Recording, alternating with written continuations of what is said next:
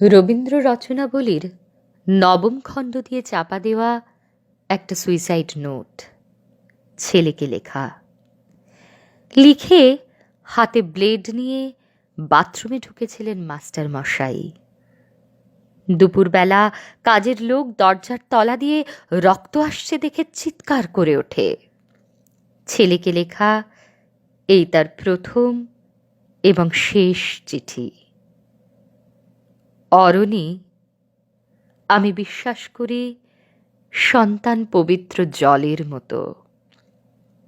যদিও তোমার সঙ্গে আমার সম্পর্ক তেমন ভালো নয়, তবু তোমাকেই লিখে রেখে যাই।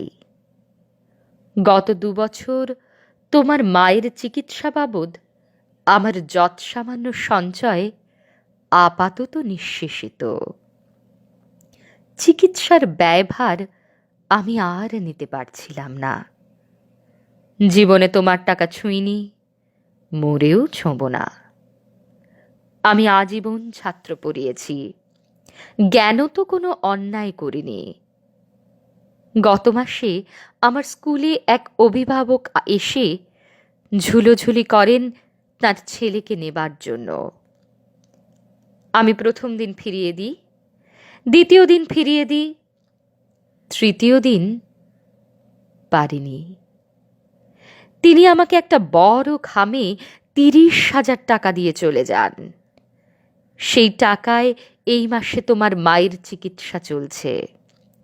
জানি না তিনি বাড়ি ফিরবেন কিনা কোনোদিন।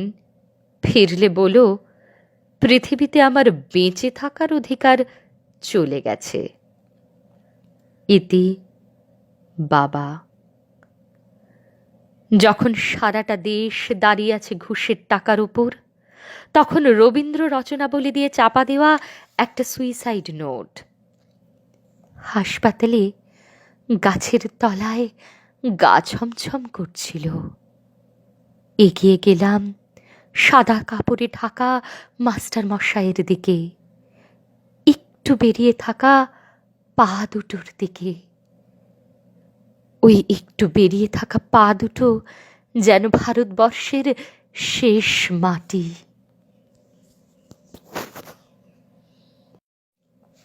রবীন্দ্র রচনাবলীর নবম খণ্ড দিয়ে চাপা দেওয়া একটা সুইসাইড নোট, ছেলেকে লেখা। লিখে হাতে ব্লেড নিয়ে বাথরুমে ঢুকেছিলেন মাস্টার মশাই।